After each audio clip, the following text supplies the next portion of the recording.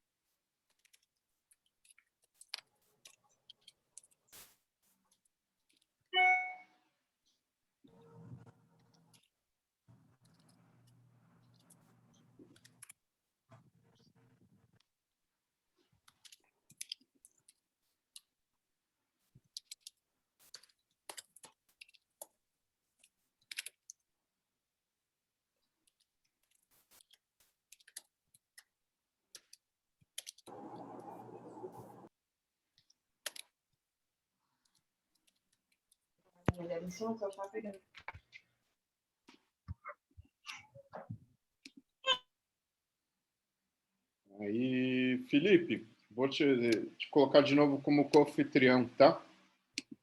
Beleza.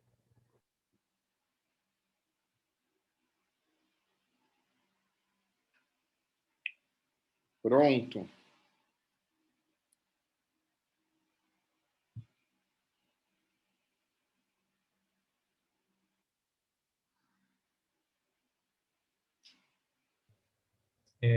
Eu não sei o tempo que caiu, que eu deixei rolando até um pouquinho a mais. Tá. Vou voltar um pouquinho, vocês falam se já foi essa parte ou não.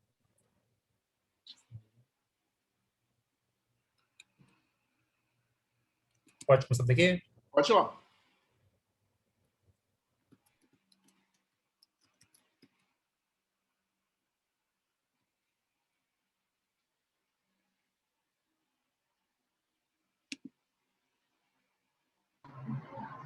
Acho que eu estou compartilhando o som. Tá sem som. Não está compartilhando o som? Espera aí.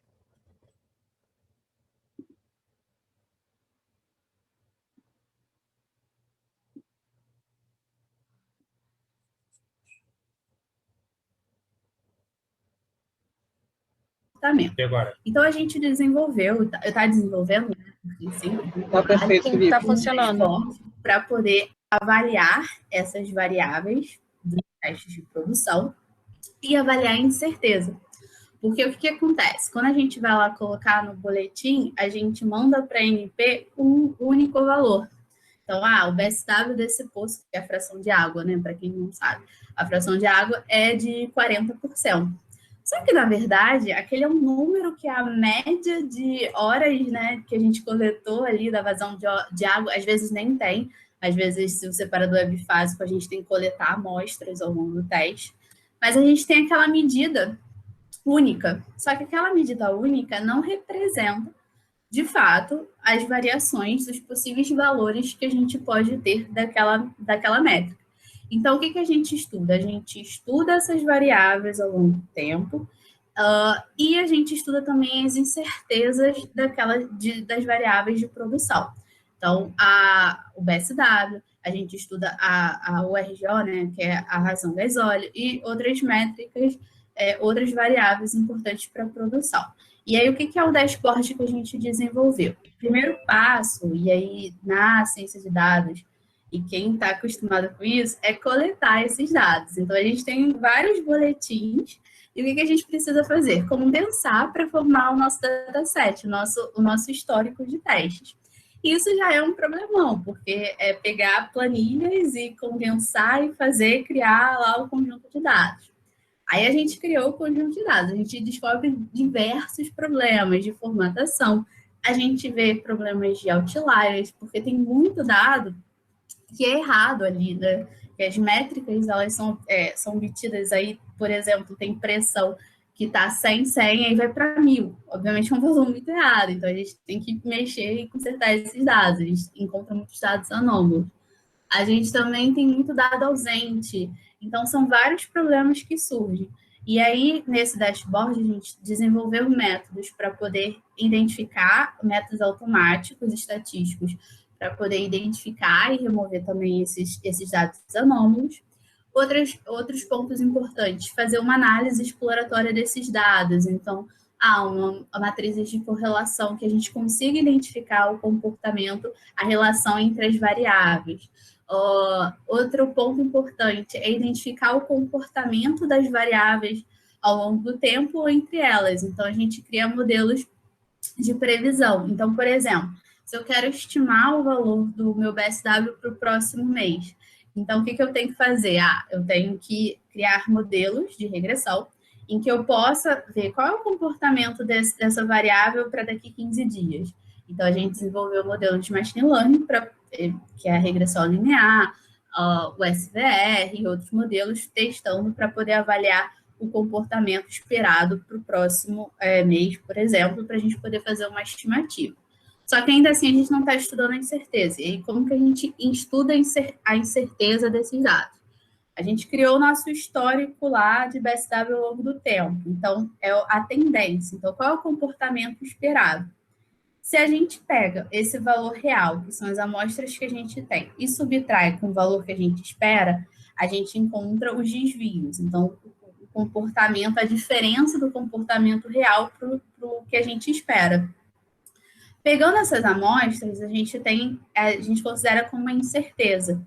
Então, a gente desenvolveu também, a gente desenvolveu ferramentas estatísticas para poder avaliar qual é a distribuição que aqueles desvios estão. Na teoria, a gente esperava encontrar uma normal, mas nem sempre é assim. Então, a gente tem um módulo de análise de incertezas, em que a gente coloca as amostras lá que a gente quer, não necessariamente ao longo do tempo, a gente pode botar as amostras em si. Por exemplo, se elas têm uma tendência assim, a gente joga essas amostras e automaticamente ele vai fornecer, através de métodos estatísticos, e ele testa diferentes distribuições e nos dá os resultados de qual é a melhor distribuição que se adequa ao conjunto de amostras que a gente tem. Então, a gente analisa o tipo de distribuição, identifica com gráficos interativos como estão o comportamento desses desvios, né, dessas amostras, comparados às distribuições teóricas que a gente tem. E, além disso, a gente ainda tem métodos para poder propagar essa incerteza. Então, por exemplo, existem métodos como hipercubo latino, Monte Carlo, que a partir do momento em que a gente identificou a distribuição que a gente tem, então, por exemplo, achei uma normal de média 3 e desvio padrão 1. Então, eu vou criar amostras aleatórias com essa distribuição. E aí, quando, por exemplo, no próximo mês, a gente quer estimar o valor de BSW, e aí, o que eu faço? Eu uso o meu modelo de regressão, ele vai prever para o próximo mês, então tem um valor determinístico. Se eu somar essas amostras que eu gerei, né, com esses dados, eu vou ter um conjunto de valores esperados de BSW. E essa nuvem de valores vai me dar o valor estocástico, o valor que eu posso encontrar dessa variável. E aí, por exemplo, quando a gente tem os modelos que a gente usa muito em petróleo, de elevação, de escoamento, né? Quando a gente quer, por exemplo, estimar a vazão de óleo. Quando eu uso essas amostras de BSW como entradas, como valores esperados, por exemplo, eu posso ter uma saída não só da vazão de óleo estimada, mas um conjunto de valores de vazão de óleo que eu espero. Então, eu passo de uma análise determinística, onde eu só vou encontrar um determinado valor, para um conjunto de valores possíveis e esperados. Então, isso dá maior confiança nos nossos resultados, assim, a gente consegue trabalhar melhor com diferentes cenários. Então, assim, a ferramenta tem gráficos interativos para ajudar na nossa análise, tem toda uma análise estatística, e isso tudo a gente desenvolveu em Python também, né? Então, é bem legal, assim, e é bem útil para a indústria em si, porque é muito difícil a gente analisar esses dados de produção. Realmente é muito incerto. Esse mundo teórico para o mundo prático é bem, bem distinto, assim. Então, a gente, com essas análises, a gente consegue encontrar aí uns resultados bem interessantes e fazer umas análises boas. Então, a ferramenta que a gente está desenvolvendo, ela ajuda bastante nessa tomada de decisão. Acho que é isso, basicamente. Cara, muito legal mesmo. Eu, particularmente, gosto muito desse tema de data science, de machine learning. Acho que é o futuro. Acho que qualquer indústria, não só do petróleo. Acho que, inclusive, a indústria do petróleo está meio que atrasada em relação a outros setores, mas, felizmente, estamos caminhando para o lugar certo. Então, agora, eu queria apresentar as minhas colegas de grupo também, grandes amigas, que estão aqui conosco, que é a Nayana, a Emily, a Lorena e a Tatiana. Tatiana. E vocês querem fazer alguma pergunta, meninas? Começar a falar perguntando alguma coisa? Sim. Você pode começar pela Nayana. Sim. Boa tarde a todos. Primeiro, eu queria agradecer a Maria Clara por estar aqui com a gente. E a minha primeira pergunta é sobre se existe alguma dificuldade para encontrar esses dados e como eles podem afetar na ciência de dados. Assim, é um problema muito sério que quem é de petróleo sofre, né? Essa ausência de dados, principalmente dados de produção, são muito difíceis de encontrar. E isso é até um ponto negativo, né? Porque isso faz com que a indústria de petróleo ainda esteja muito atrás nessa área de ciência de dados.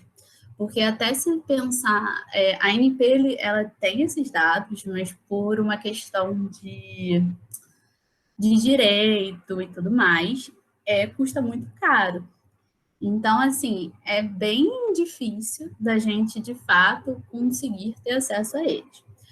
Como eu participo do projeto, né, de pesquisa e tal, a gente teve acesso a esses dados, a gente conseguiu, mas mesmo assim ainda é muito difícil. Esse processo de conseguir os dados, a gente esbarra aí com uma dificuldade enorme, porque tem toda uma burocracia, a gente tem uma quantidade limitada, né? A gente precisava, às vezes, muito mais, mas, infelizmente, ainda a gente tem uma quantidade limitada, e aí a gente tem que trabalhar com aqueles dados. Só que isso é muito ruim, porque na ciência de dados, a gente precisa ter uma quantidade representativa de dados, não só em quantidade, né, mas em qualidade, em diversos casos possíveis que a gente pode ter. Então, assim, de forma geral, a gente tem uma dificuldade enorme, inclusive tem algumas áreas, assim, que até hoje em dia deram uma melhorada, até com algumas licenças, né, que se tornaram públicas, como o Volve, que hoje tem dados de perfuração bastante, então, tanto que aumentou muito o número de publicações nessa parte de perfuração, mas na parte de produção, que é a parte que eu estou, assim, ainda tem muita dificuldade disso, é muito difícil da gente encontrar esses dados. E além disso, além dessa dificuldade, ainda pensar naquela etapa de juntar os dados, né? Porque a gente tem muita ideia, eu acho que muita gente tem ideia de que ciência de dados é só você chegar lá e fazer modelinho, mas não. A maior parte do tempo que você gasta, né, uns 80%, é coletando, juntando, ajeitando, pré-processando aqueles dados. E por isso até é muito importante essas ferramentas digitalizadas que permitam, rotinas automatizadas que permitam que esse processo seja feito de forma mais rápida, mais automática e efetiva. Por isso que foi uma grande preocupação nossa durante a elaboração da nossa ferramenta, porque de fato pegar dados de diferentes fontes, né? Não é só uma fonte, são diferentes fontes, coletar isso, condensar para formar naquela tabela do Excel que a gente está acostumada a ver. Então, antes de chegar naquela tabela, tem um processo aí de coleta muito grande. Mas, assim, em parte, pela indústria de petróleo, ainda é bem deficiente essa disponibilidade de dados para essas análises, o que é bem chato para a área. Espero que eu tenha respondido. Respondeu sim, obrigada. E você comentou que sobre a qualidade dos dados que a gente recebe, né? Aí eu fiquei me perguntando, que provavelmente, inclusive os dados que são coletados, ele sofre, por exemplo, o computador de vazão, ele não computou algum dado. Surge algum outlier para algum problema do pulso, enfim. O que você faz com esses outliers? Como é que a gente trata esses outliers? Como é que se identifica os outliers, primeiramente, né? Você vai ter uma base de dados. Como é que nessa base a gente identifica os outliers e como é que a gente trata eles? O que você faz com eles? Sim. Então, aí o que a gente faz, né? O que a gente utiliza? A gente aplica métodos estatísticos e análise gráfica, né, visual, para poder identificar esses pontos anômalos. E aí a gente pode fazer isso pensando em análises univariadas. Então, por exemplo, como que estão os registros da pressão ao longo do tempo? Aí eu pego esses registros, essas medidas de pressão que eu obtive ao longo do tempo, e aí aplico os métodos estatísticos somente na pressão, e vou fazendo isso com cada uma das variáveis. E aí, métodos que a gente aplica. O z-score modificado, que é basicamente ver o z-score modificado, ele usa a mediana como referência. Então, qual é a variação dos dados, a diferença em relação a essa mediana? Se esses dados estão muito distantes, a gente pode ter aí casos de dados anômalos. Então, a gente identifica esses métodos, a gente identifica por esse método, e também um outro método que a gente aplica é o LOF, que é um método baseado em densidade. Então, ele vê qual é a densidade dos seus vizinhos mais próximos e compara com essa densidade com os outros registros. Então, espera-se que os pontos próximos tenham uma densidade parecida.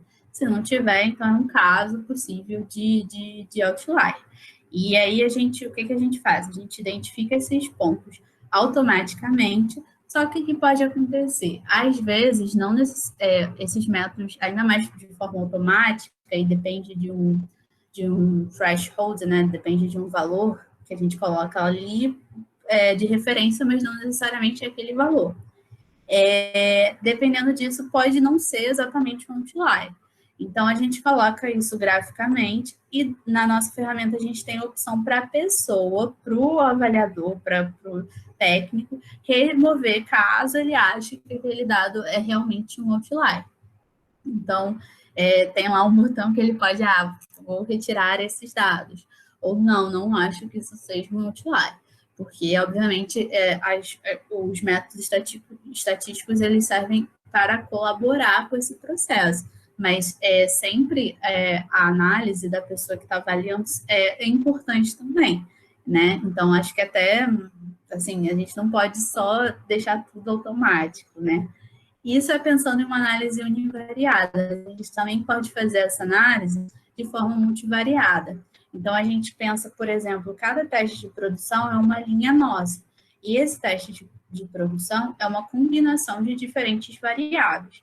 Então, existem métodos de distância e essas que calculam as distâncias entre os relatórios, entre os registros que a gente tem. Então, para medidas que são testes que são próximos, a gente espera que não tenha uma medida, que as variáveis estejam muito distantes das demais. Então, a gente calcula métodos baseados em distância também para fazer uma análise multivariada e caso o teste esteja muito diferente, as medidas daquele teste estejam muito diferentes das outras, a gente tem um caso de um outlier identificado. Mas, novamente, a gente faz uma análise, mas quem vai decidir se realmente é um outlier ou não, se quer remover todos os outliers, os pontos anômalos, é quem está lá decidindo, né? Quem está fazendo, quem vai tomar a decisão.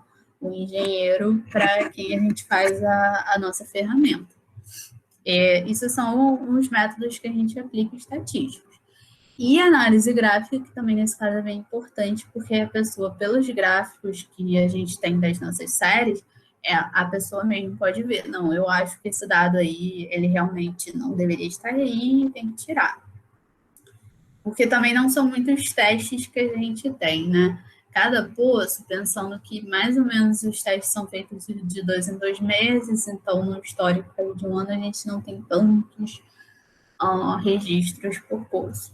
Quando a gente vai para séries temporais, que aí as medições assim por 5 em 5 minutos aí são um pouco mais complicado de ser visual, né? Então, meio que você tem que considerar, vou remover esses dados e é isso. E aí a gente remove e o ponto de colocar um dado ali, preencher ou não, é muito complicado. A gente pode pensar em remover esses dados e colocar um dado substituto, ou não, depende da análise que a gente está fazendo. Porque quando a gente coloca um substituto, a gente pode estar inserindo incerteza também. Como a gente quer analisar incerteza, isso pode ser um caminho não muito legal, dependendo da análise que a gente quer fazer. Mas, por exemplo, a pressão do PDG, que é a pressão lá no fundo do poço, é muito comum, depois de um determinado número de anos, sei lá, uns 5 anos, talvez, depois de um tempo ele para de funcionar. Então, ali não temos medição de PDG. E aí, o que faz isso, que preenche esses dados, aí isso usando, sei lá, um modelo de regressão que a gente faz, ou usando uma medida artificial pode ser necessário. Então, aí, esse ponto do que fazer com o outlier depende muito da análise que a gente quer. Quando a gente vai analisar a incerteza, geralmente a gente remove esse dado, remove o teste ou a variável que a gente quer e vida que segue, assim, faz a análise sem aquele registro. Porque não adianta nada colocar um registro que está errado, né? Ou quando a gente usa modelos de dados, o modelo fica muito dependente da qualidade dos dados. Então, se a gente tem dados ruins, o nosso resultado vai ser ruim. E aí tem esse cuidado que a gente tem que ter. Espero que tenha respondido. Respondeu sim, respondeu muito bem. Acho que agora a Tati tem uma pergunta para fazer. Isso, tem Fala, sim. Tati. Boa tarde. Primeiro, eu gostaria de agradecer a Maria Clara por estar aqui contribuindo com a gente. E a minha pergunta é, quais são as funções e bibliotecas básicas que tu usa para manipular esses dados? Sim. O que tu faz para analisá-los depois, né? Desculpa, eu não vi o restante. O que tu faz para analisar esses dados depois? Sim. Bom, então, a nossa ferramenta foi desenvolvida no Python, né? Os pacotes principais que a gente usa, né, são, bom, primeiro aqueles básicos, né, que todo mundo que dá na ciência de dados meio que tem que saber, que é o Pandas, né, que faz todas as análises dos nossos datasets, tem muitas funções para importar os dados, analisar os dados. Então, o Pandas, a gente tem as bibliotecas gráficas, né, o Matplotlib, o Seaborn, o Plotly, o Plotly, que ele faz os gráficos interativos. Isso é muito boa a ferramenta, porque os gráficos interativos, eles ajudam muito para a gente poder analisar. Então, a gente usa bastante eles. Para fazer os modelos de regressão, né, os ajustes, a gente usa muito o scikit-learn, então são bem úteis. E principalmente para análise de distribuições, o ajuste, né? Porque o que a gente precisa? A gente precisa de métodos estatísticos para estimar qual é a melhor distribuição. E também os testes estatísticos para avaliar a qualidade daquele ajuste da distribuição. Aí a gente usa eu não sei falar o nome desse pacote, SciPy, acho que é isso. Perfeito, é isso mesmo, SciPy. E esse pacote, assim, ele tem diversas funções estatísticas que a gente pode usar. Eu iniciei com o R, assim, minha análise lá na época do estágio, né, no laboratório era com R. E aí esse pacote, ele é bem assim, cara, né? No R a gente tem muitos pacotes que fazem análises estatísticas. E eu acho que no Python, esse pacote, ele concentra todas aquelas análises estatísticas que a gente pode fazer. Acho que eu não falei NumPy, né? O NumPy também é super importante, faz parte daqueles básicos, assim. E aí, a gente usa esses pacotes, mas as rotinas que a gente faz são sempre automáticas. A gente chama esses pacotes, mas faz toda a rotina lá, e ainda mais assim, e também o Dash, né? Para fazer a parte a parte do dashboard, a gente usa o Dash do Python. Acho que é isso. Obrigada. Perfeito, Clarinha. Agora vamos para a Lorena.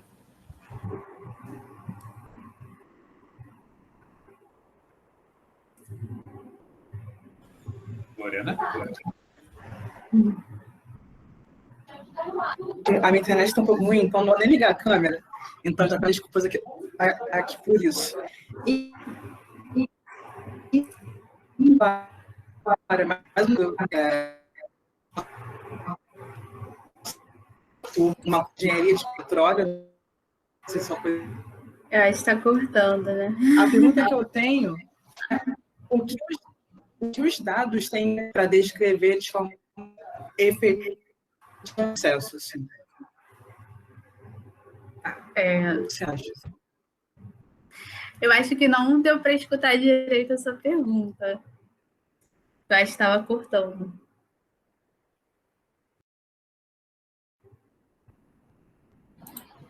Oi, Maria Clara? Está um pouquinho ruim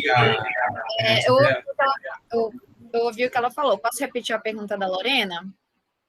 Sim. O que ela perguntou foi o que os dados precisam ter para descrever assim, de forma efetiva todo o processo que tu descreveu para a gente. Tá, então assim, o que a gente precisa?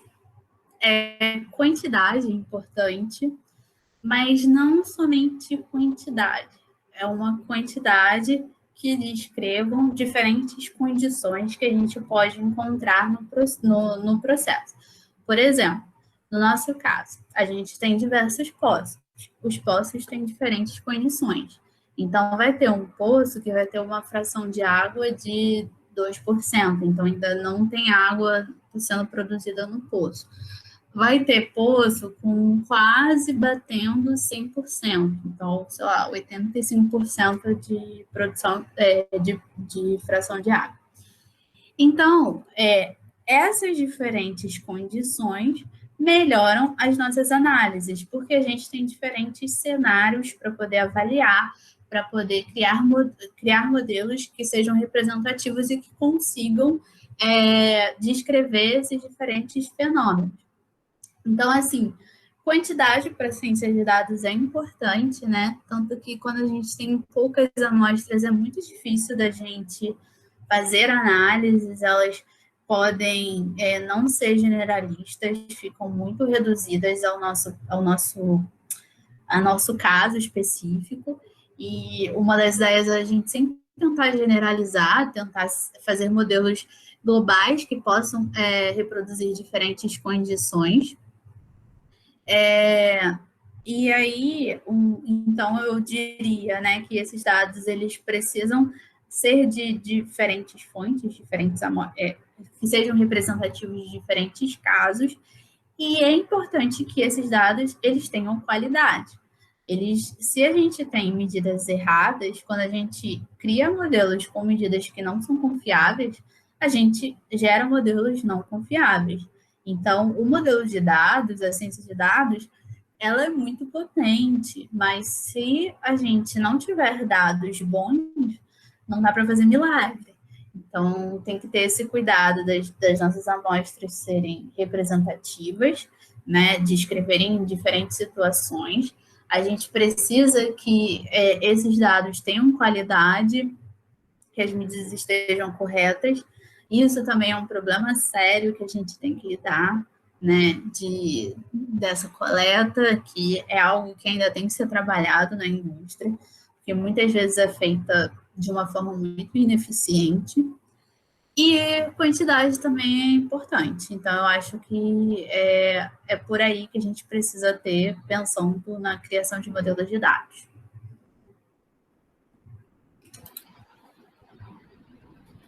Ótimo, Maria Clara, obrigada. Repeti aqui a pergunta da Lorena, mas deu tudo certo, foi muito esclarecedor. Obrigada, quero te agradecer por atender o nosso pedido tão solicitamente, obrigada por isso. E a minha pergunta é que todos os integrantes do grupo, né, estão na graduação de Engenharia de Petróleo, e você se formou em Engenharia de Petróleo. Eu queria saber qual a importância da ciência de dados para a indústria petrolífera. Sim. Assim, como eu disse anteriormente, a gente ainda está um pouco atrás, né? Existe uma resistência bem grande, assim, ainda sobre a aplicação de modelos de dados.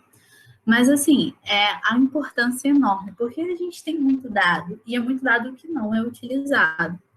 E a indústria de petróleo, os processos, eles são complexos. As atividades, todas essas atividades, elas são complexas.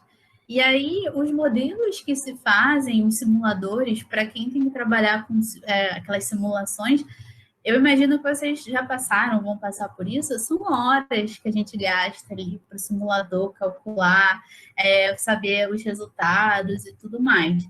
Então, os modelos de dados, depois que são ajustados, é muito rápido, porque são modelos, se a gente tivesse modelo de regressão linear, por exemplo, depois que a gente sabe o A e o B, então é muito rápido a gente achar a resposta.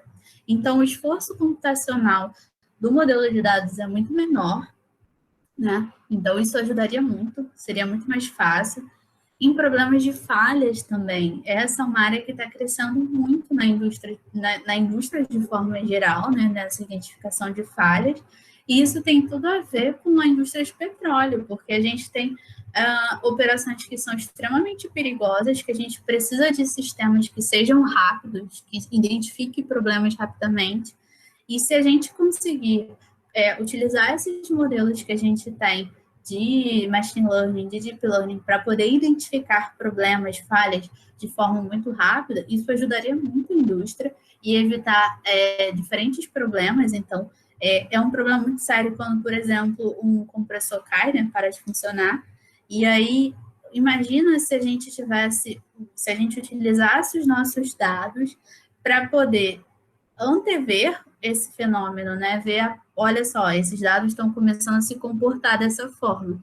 Como eles estão começando a se comportar dessa forma, pode, daqui a um tempo, vai falhar o nosso compressor. Então, a gente tem que correr e poder ajeitar. Então, a gente consegue prever, né? Criar medidas preventivas para evitar esses tipos de problema. Então, nesse caso, é extremamente importante, a ciência de dados, ela se mostra, assim, extremamente importante para a indústria, é fundamental, e eu espero mesmo que, primeiro, que as pessoas mudem a mentalidade, porque, como eu disse, ainda existe uma resistência, não é assim ainda muito bem aceito, mas a gente tem que pensar também que, apesar de não ser muito disponível esses dados, a gente tem muito dado. Eu acho que aí é um ponto da gente começar a disponibilizar, a gente não, né? As indústrias começarem a disponibilizar mais esses dados para que pesquisas sejam feitas e também, assim, eles aceitarem isso e poder usar, porque, assim, são diferentes aplicações, desde a parte de reservatório até essa parte offshore de produção que a gente tem, que a gente pode utilizar a ciência de dados para poder nos ajudar a prever problemas, prever, por exemplo, a vazão. Um grande ponto aí que está surgindo são exatamente isso, os medidores virtuais, porque, como eu disse, a gente não sabe a produção de óleo constantemente de um determinado poço, a gente só sabe quando faz teste de produção.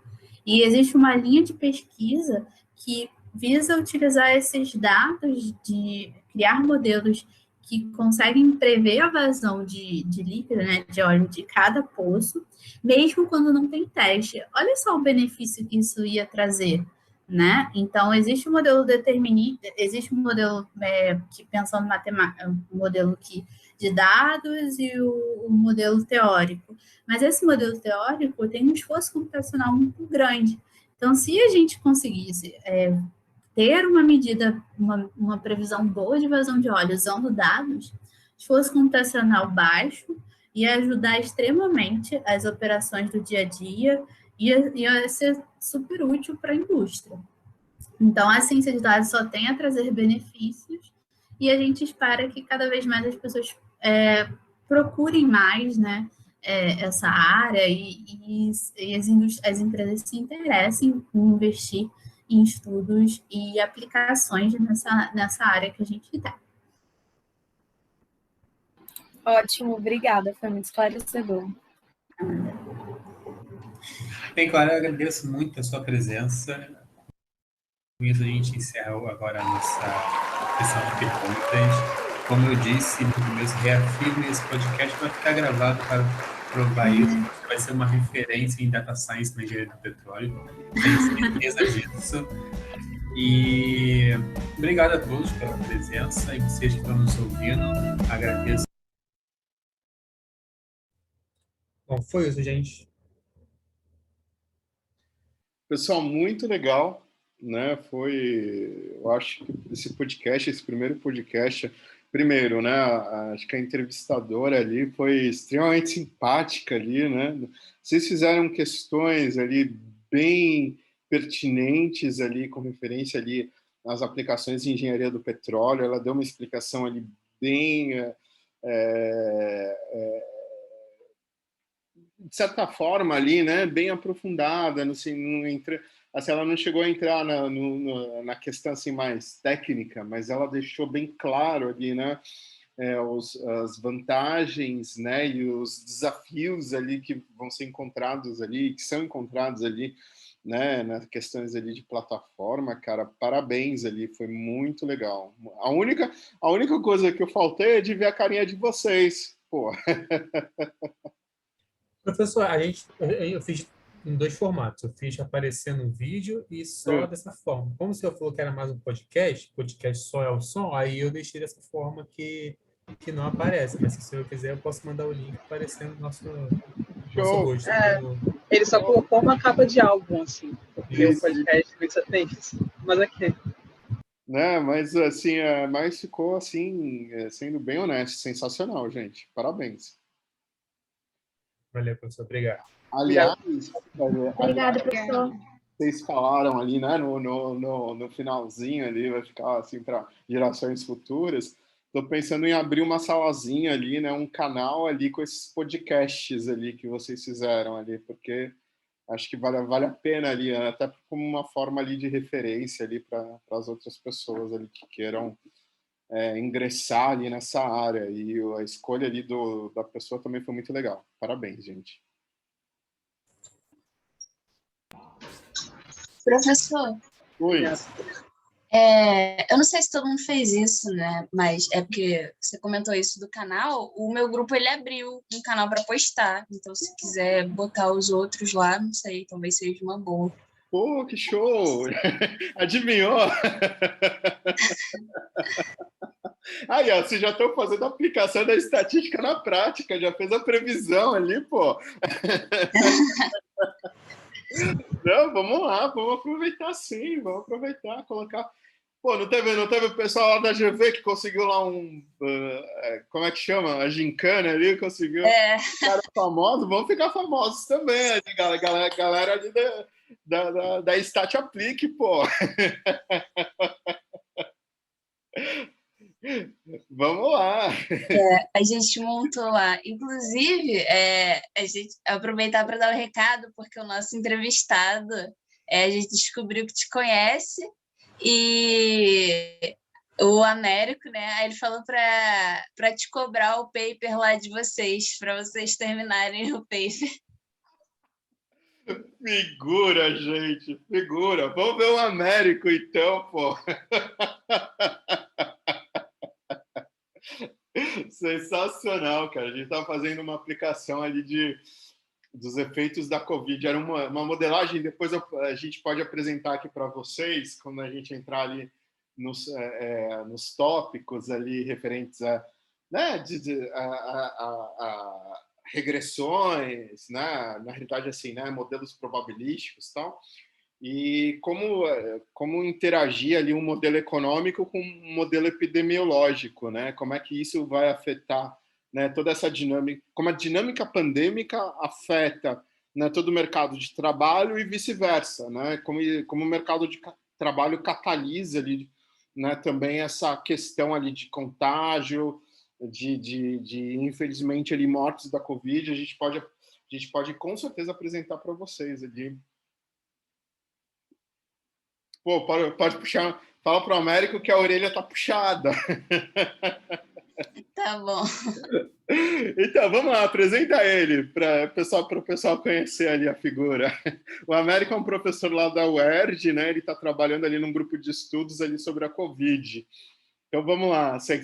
Posso te fazer co-anfitriã, Daniela? Pode sim. Deixa eu pegar aqui.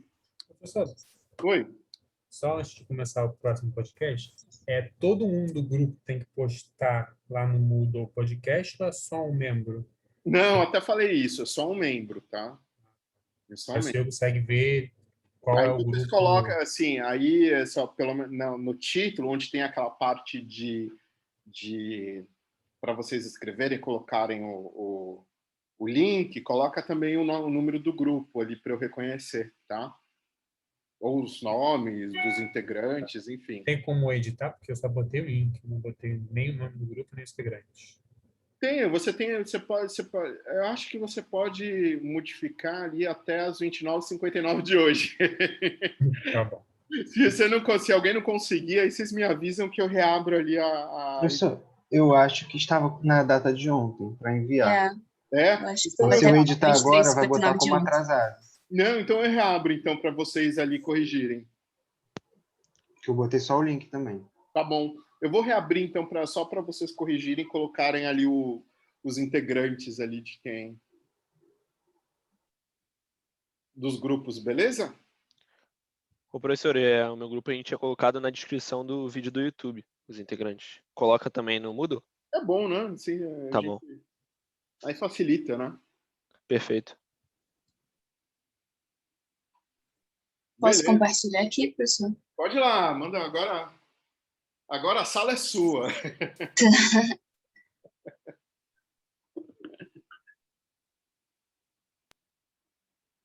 Aqui,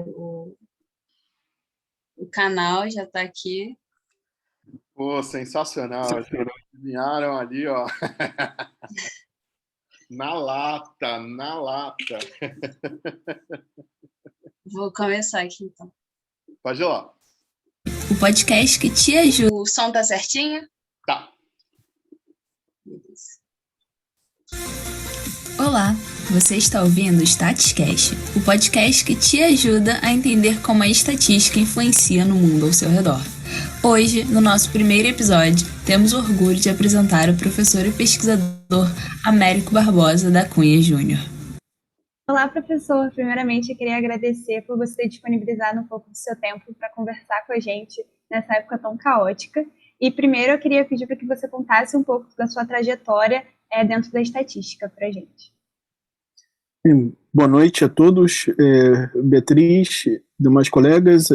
Primeiro eu agradeço o convite, a satisfação estar aqui, podendo expor um pouquinho do meu trabalho na universidade para um grupo de estudantes. Eu acho que, além de ajudar na formação de vocês, eu acho que contar um pouco da nossa trajetória, professores, acho que é uma experiência que agrega. Eu lembro do meu tempo na faculdade, quando que eu vi a história dos meus professores agregava, agora acho que chegou a minha vez de começar a contribuir com isso. Então, eu não sou estatístico de formação, eu sou engenheiro e matemático. Mas eu sou um usuário de estatística frequente. Eu acho que não tem um dia na minha vida que eu não use alguma ferramenta de estatística. Tem sábado e domingo, mas durante o dia a dia eu sempre uso alguma coisa no contexto da minha pesquisa e também no curso que eu leciono na graduação. Eu dou um curso de métodos numéricos, então dos tópicos que eu abordo nesse curso é o método dos mínimos quadrados, que eu acho que provavelmente todos vocês conhecem, que é uma ferramenta básica de estatística para você fazer regressão. Você tem um conjunto de dados para você ajustar uma curva que represente bem a tendência desses dados. O que eu uso mais no meu dia a dia, além da parte para ensinar, o primeiro uso que eu faço é em sala de aula para ensinar a técnica básica para gerações e gerações de alunos. Todo semestre eu estou fazendo isso. Mas em termos da minha pesquisa, do que eu faço na universidade, em termos de pesquisa, eu tenho usado muito ferramentas de estatística para identificar modelos computacionais, que eu trabalho 2 linhas de pesquisa que eu venho desenvolvendo. Uma é dispositivos coletores de energia, são sistemas que pegam pequenas quantidades de energia que estão disponíveis no ambiente, como pode ser energia eólica, pode ser energia solar, pode ser energia de vibração, principalmente esse último que a gente se foca. A gente trabalha para desenvolver dispositivos que podem pegar essa energia e aproveitá-la de uma forma. Onde isso pode ser útil? Você pode, a gente está trabalhando em tecnologia básica para, por exemplo, você carregar o seu celular de maneira autônoma. Você não precisa plugar ele na tomada. De repente, o próprio movimento, você fica o dia inteiro movendo o celular, ou no bolso, ou na mão, esse próprio movimento aqui alimentar ele. Ou algo que está um pouquinho mais próximo do que a gente tem feito, tentando substituir em implantes médicos a bateria. Por exemplo, o marca-passo, que limita a vida do marca-passo é a bateria. Dura 10 anos, mais ou menos. Então, se você conseguir trocar a bateria para o próprio batimento cardíaco alimentar aquele dispositivo, você pode reduzir o número de cirurgias que um paciente tem que fazer ao longo da vida para substituir um marca-passo. No que nesse problema a gente usa? Esses sistemas são muito complexos. A gente quer, para projetar eles, para analisar eles, a gente precisa de um modelo computacional. Precisa colocar eles num software. Mas para colocar isso num software, você precisa ter um conjunto de equações que representa essa física. E para sistemas muito complexos, é difícil você descobrir essa equação. Então, hoje em dia, como a capacidade de sensoriamento cresceu exponencialmente, o custo dos sensores baixou muito, um celular, por exemplo, hoje em dia é um sensor que você consegue gravar áudio, consegue fazer vídeo com ele, consegue tirar fotos, isso tudo pode ser visto como uma capacidade de sensoriamento. Você tem muitos dados disponíveis, então a gente tem usado dados para tentar identificar equações para os sistemas que nós temos interesse de projetar, otimizar. Então, pegando esses dados, a gente usa ferramentas de machine learning, aprendizado de máquina, para tentar que equações que geraram esses dados. Essas equações aqui geram esses dados. Então, essas equações aqui são representativas daquele sistema lá, coletor de energia, que a gente está tentando estudar. Outro problema que está mais na moda nesse último ano é com epidemias. O nosso grupo de pesquisa já vem trabalhando, desde 2016 a gente vem trabalhando em modelagem de epidemias. O que você faz em modelagem de epidemia? Você tem dados de vigilância epidemiológica, dados número de casos, número de óbitos quando a doença é fatal, e você quer entender o curso da epidemia. Normalmente é uma curva que sobe e desce, então a gente usa técnicas de regressão para ajustar modelos nessas curvas.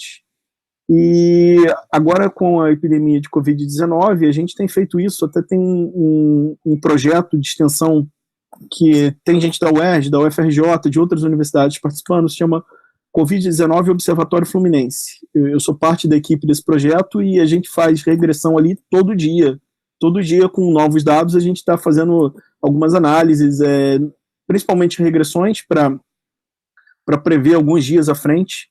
A gente tenta estimar quantos casos e quantos óbitos serão notificados no horizonte 7, 14 dias à frente. E também a gente tem feito algumas estatísticas com dados passados. Como é que está a distribuição de mortalidade nos estados? Quais são os estados que estão mais afetados nesse momento? Então, se vocês forem no nosso site lá, que é www.covid19rj.org, vocês podem ver um pouco mais desse material que a gente produz diariamente. E aquilo ali tem ferramentas de estatística. Nesse problema que é super atual, não tem nenhuma ferramenta de estatística super sofisticada. São ferramentas que você aprende num curso de graduação mesmo.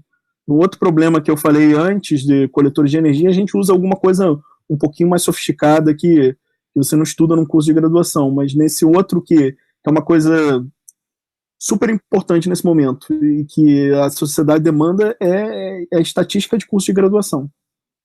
Livro, texto básico. Então, eu acho que vocês me perguntaram no que eu uso no meu dia a dia. Olha, nos últimos 4 anos é isso que eu uso dia a dia, para esses 2 problemas. Não, é muito bom, assim, muito legal saber, muito legal entender mais, né, de como é essa vivência. Eu acredito que muitos dos nossos ouvintes também, eles muitas vezes não têm uma noção da aplicação da estatística no nosso dia a dia e até mesmo nessa situação, nessa questão que a gente está vivendo agora, né, na pandemia do Covid-19, em como está influenciando isso tudo. Então, você já comentou um pouquinho desse seu case para a gente, dessa sua pesquisa que já vinha acontecendo anteriormente, né? Então, a gente queria também que você falasse um pouquinho mais dos desafios que você está tendo em relação a esse tópico em específico, como foi essa mudança, né? Porque você já era uma pesquisa que tinha anteriormente, mas quando surgiu a pandemia de fato, como é que isso mudou o escopo do seu trabalho? Eu acho que eu vou dizer, o maior desafio que a gente tem é porque isso tem que ser feito online, tem que ser feito em tempo real. A experiência anterior que a gente tinha em modelagem de epidemias era com epidemias passadas, então a gente já tinha todos os dados consolidados. Então era muito mais fácil a gente fazer as análises e construir ferramentas preditivas tendo todos os dados do que você fazer isso em tempo real. Em tempo real, tem um fator que dificulta muito, é o comportamento social. Por exemplo, eu posso olhar os dados, tem um mês de epidemia, eu olho os dados hoje e estão crescendo assustadoramente, eu faço uma previsão, olha, daqui a um mês esses dados vão quadruplicar, estou exagerando aqui. Todo mundo se apavora e para de sair de casa. Como as pessoas mudaram o comportamento e o meu modelo não leva em conta essa mudança de comportamento, ele está olhando só a série de dados, ele vai prever errado. Mas por quê? Ele preveu a tendência que os dados estavam mostrando. Só que as pessoas mudaram o comportamento porque viram aquela previsão e se assustaram. Isso é um desafio. Eu falei que a gente faz previsão 7, 14 dias à frente. Por que você não tenta fazer 3 meses à frente? Porque a gente vai errar, porque a gente não tem como incluir esse comportamento que eu falei, entendeu? Esse é o desafio de você fazer isso em tempo real. Você tem que ser modesto e saber o que você pode fazer. A gente tem como fazer com segurança nessa janela pequena de tempo. Para fazer muito à frente, a gente teria que modelar o comportamento social, que é muito difícil, entendeu? Eu elencaria esse é o maior desafio que a gente tem com esse projeto nesse momento. Como fazer previsões confiáveis, qual é a maior janela de tempo que a gente consegue fazer isso. Legal, Américo. Também se tratando do que você veio falando aqui agora, você falou um pouco sobre essa dificuldade, né, de modelar os problemas que são bem específicos e também entra o fator humano no processo, né? E você estava falando que uma das principais dificuldades é passar esses modelos matemáticos para os programas, né, para conseguir modelar. Então eu queria saber um pouco sobre quais as ferramentas que você tem utilizado, quais são os programas, e você também chegou a falar que uma das metodologias que você tem utilizado é a regressão linear. Você tem utilizado outras também para fazer esses cálculos, para fazer essas previsões? Sim, Guilherme, a dificuldade não é colocar o modelo no computador. Isso a gente usa várias linguagens de programação. O difícil é a gente chegar na equação que a gente tem que colocar dentro do modelo. A equação que a gente vai programar. Os dados, por exemplo, você pode ter, se por um caso um sensor médico, você pode ter um paciente instrumentado e você usar esses dados de um eletrocardiograma dele, ou no caso do cérebro, de um eletroencefalograma. Você pode usar esses dados para tentar inferir o comportamento daquele sistema, coração, daquele sistema cérebro. Isso é a parte mais difícil, até porque nem sempre a medida é bem feita, os dados podem estar muito corrompidos, tá? Mas uma vez que a gente fez isso, que a gente tem dados razoavelmente confiáveis, consegue fazer uma regressão, colocar ele no software é mais fácil. Eu acho que você quer saber que software que a gente usa. A gente não tem preferência por uma única ferramenta. A gente usa a ferramenta que é mais adequada para o nosso problema, mas algumas ferramentas que a gente usa, Python, MATLAB, R. Mais recentemente a gente começou a usar uma linguagem chamada Julia. Então, em termos de linguagem de programação, são essas que a gente mais usa. Octave, que é a versão do MATLAB de graça também. Obrigado. E, Américo, você comentou com a gente sobre o trabalho estatístico com a modelagem na pandemia. Como que funciona a questão da amostragem dessa modelagem e de quais institutos e organizações a maior coleta desses dados?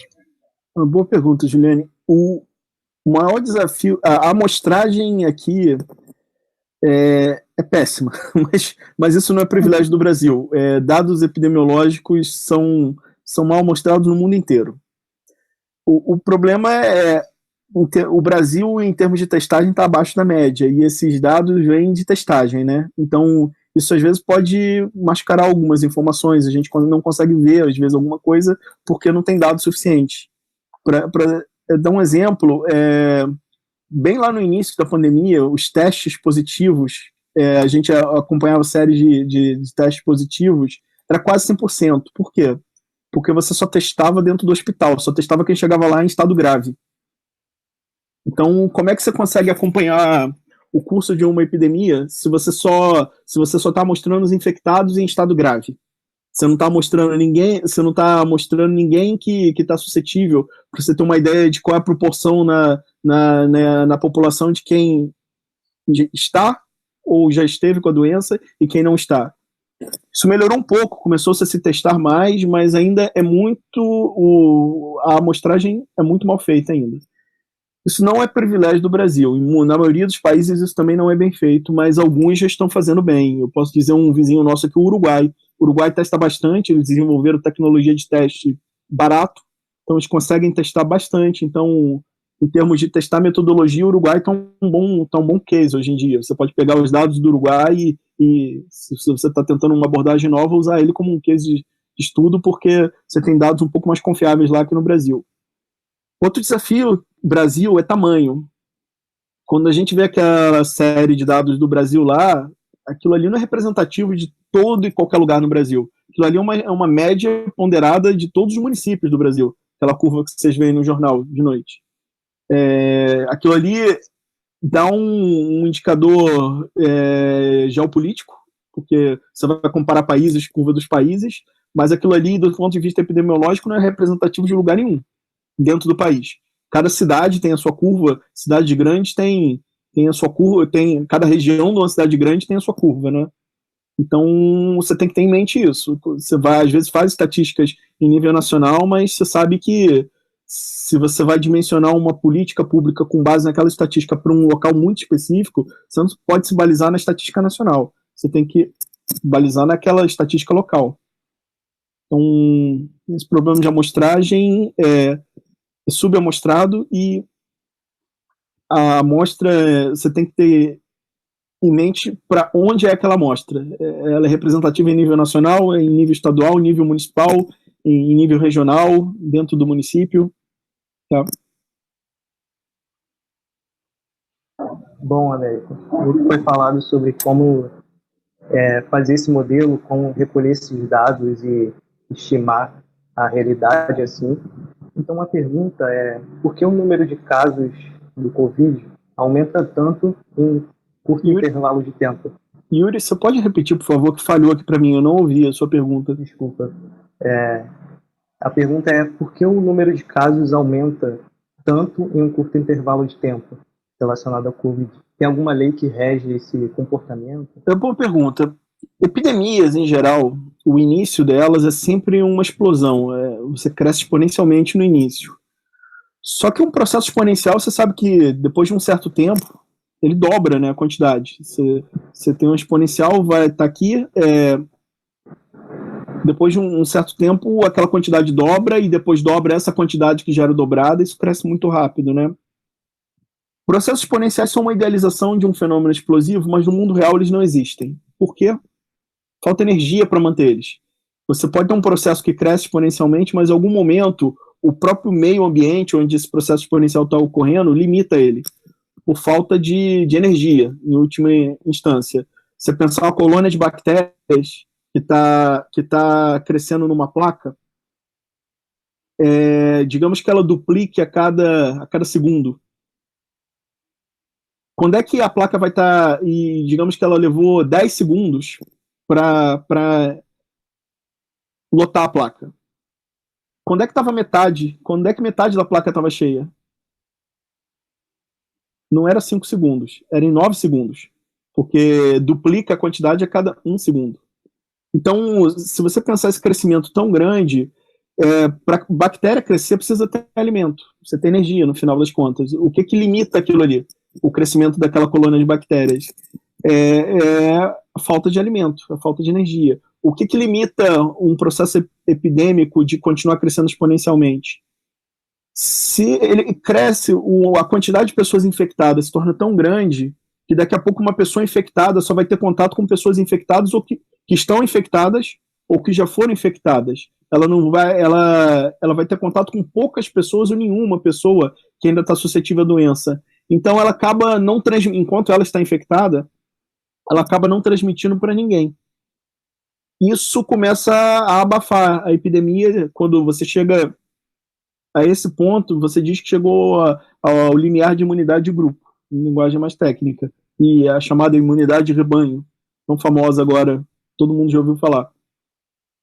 Então, epidemias em geral, epidemias de doenças infecciosas em geral começam exponencial, mas depois elas saem numa fase exponencial. Elas têm um comportamento que, na maioria das vezes, é bem aproximado por uma curva logística.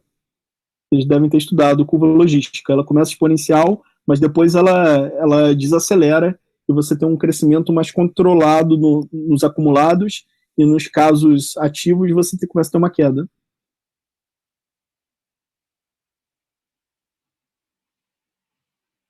Deixa eu tirar uma dúvida com você, uma curiosidade que me surgiu. Vocês sentiram muita diferença do primeiro pico da pandemia para esse segundo, em questão de analisar os dados, de coletar as amostragens? Está sendo mais difícil? Como é que está sendo? Não, agora está sendo mais fácil porque o sistema de vigilância já se adaptou à pandemia, né? Lá no início ainda você não tinha muitos testes, a rede de comunicação entre as secretarias municipais, estaduais e o Ministério da Saúde ainda tinha algum problema de comunicação, os dados atrasavam mais, você não tinha um site que consolidava isso e deixava fácil acesso. Hoje em dia tudo isso já tem. De vez em quando ainda tem algum problema, às vezes dá algum apagão, algum lugar retém os dados, aí solta 2 dias depois, aí você acaba tendo dados a mais naquele dia porque eles estão em atraso. Esse atraso sempre acontece em menor ou maior proporção ao longo, mas esse segundo pico agora, essa segunda onda em nível nacional está sendo mais fácil, porque não só a gente já tem metodologia toda pronta para isso e os dados já estão em fluxo contínuo, já são disponibilizados em fluxo contínuo, né? Lá no início foi mais difícil. Agora, se eu puder comentar sobre a segunda onda, essa tá muito mais forte, muito mais violenta, muito mais perigosa que a primeira. Embora as pessoas em muitos lugares estão se precavendo menos agora do que antes e deveriam se precaver mais agora. Então, Américo, gostaria de agradecer e queria que você deixasse também um recado para quem está começando a se interessar por essa área de análise de dados, estatística, e também, como você até falou agora, como essa segunda onda está pior do que a primeira, queria que você também deixasse um recado para a população em geral em relação a ela, como que a gente pode agir, como que a gente pode lidar com isso melhor. Primeiro eu vou deixar o recado para quem está estudando estatística. Todo estudante de ciências exatas agora, e até alguns estudantes de ciências não exatas, precisam aprender estatística. Eu tive um curso de estatística na graduação. Eu fui estudar mais estatística no doutorado. Eu não sei quantos vocês têm, mas você saber estatística hoje é tão importante quanto você saber utilizar uma planilha de Excel ou Word no computador, ou um editor de textos. Entendeu? É uma coisa muito, muito importante e que cada vez mais vai ser cotidiana. Já é bastante cotidiano, porque dados agora caem que nem chuva. Você teve uma explosão de dados na última década, por causa do quê? Aumento de acesso à internet, barateamento dos sensores, por exemplo. Quando eu digo barateamento de sensores, é isso aqui que eu estou dizendo. Você tem dispositivos eletrônicos o tempo todo produzindo dados, você tem conteúdo sendo colocado na internet. Há 10 anos atrás, quantas postagens por dia você fazia na rede social? Hoje você faz dezenas, a gente faz centenas. Então, por causa dessa explosão de dados, você precisa ter uma ferramenta para tirar a informação útil deles. A quantidade já é tão grande que uma pessoa não consegue processar Às vezes, então você precisa de uma ferramenta racional que extraia essas informações. Quem fornece essa ferramenta é a estatística. Então, você saber o beabá de estatística é algo hoje em dia tão importante quanto há, digamos, 20, 30 anos atrás, era as pessoas dizendo, é importante você saber informática, aprender a usar um computador. Então, eu digo hoje, eu quando estava lá na escola, eu ouvia isso, é importante você aprender a usar um computador. Eu digo hoje, para quem está na escola, para quem está entrando na faculdade, é muito importante você saber métodos estatísticos. E quanto sobre a epidemia, o que eu posso deixar de mensagem é: pessoal, se cuidem. Não estou dizendo, o lockdown é uma medida extrema que às vezes é necessária, mas você só chega ao ponto de lockdown se as pessoas não fizerem a parte delas. Se todo mundo tem que sair para trabalhar, todo mundo tem que sair para resolver problemas pessoais, mas se você fizer isso de máscara e tentar manter um distanciamento, nem todo lugar é possível manter distanciamento, mas se na maior parte do seu dia você manter distanciamento, as coisas vão evoluir de uma maneira bem menos severa do que se todo mundo aglomerar, se todo mundo foi responsável de ir para festa sem máscara, de ir para festa. Acho que não é momento da gente ir para festa, é o momento da gente restringir nossas relações pessoais ao mínimo possível de pessoas, não é a zero, senão você vai ficar doente de cabeça, mas mantenha o seu ciclo de relações pessoais com a sua família, com seu namorado, sua namorada, alguns poucos amigos, não vá se aglomerar por aí, porque senão vai ter um preço. Enquanto grande parte da população estiver vacinada, você vai ter gente suscetível. Enquanto tem gente suscetível, é como se você tivesse lenha para queimar. A epidemia é como se fosse um incêndio, tem lenha ali, chegou um foco, chegou uma pessoa ali pegando fogo, uma pessoa infectada, vai tacar fogo naquela lenha ali, naquela outra pessoa que está suscetível. Então, eu deixo mensagem: seja responsável. Não só por você, como pelos outros. Você tem que pensar no bem-estar dos outros também, não só no seu, da sua família. Bom, Américo, eu queria agradecer muito pela sua participação. Foi muito interessante a gente conhecer sobre essas diferentes áreas da estatística, né? Os projetos em que você trabalhou, eles são bem diferentes uns dos outros. E eu queria agradecer imensamente por você ter compartilhado um pouco da sua experiência e da sua paixão pela estatística com a gente. Estamos encerrando por hoje. Agradecemos a todos os nossos ouvintes e aguardamos vocês na próxima edição do StatisCast.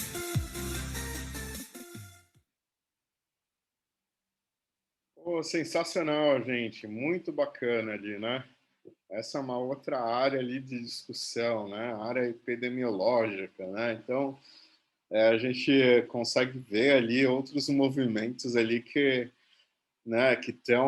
acabam ali convergindo ali para essa área de estatística. Então, desde dados de engenharia, a dados de saúde, a dados ali, né, sociais ali, que de certa forma ali vão fazendo, né, ou vão gerando essa multidisciplinaridade ali entre estatística.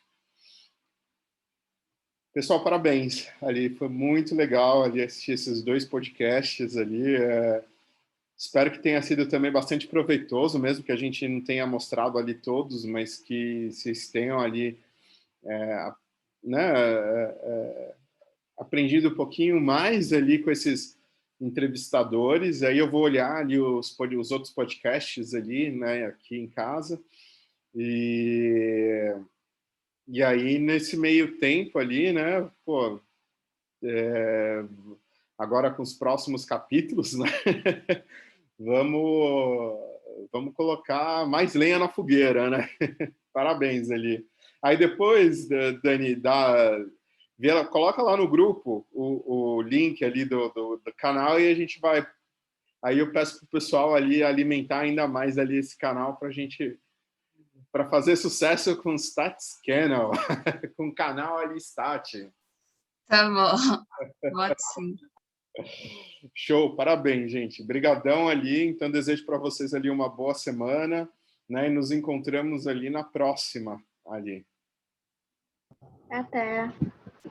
Obrigada, professor. Tchau, tchau. Professor, Professor. Boa semana. Tchau. Obrigado. Boa tarde, professor. Tchau, professor. Tchau. Tchau, tchau.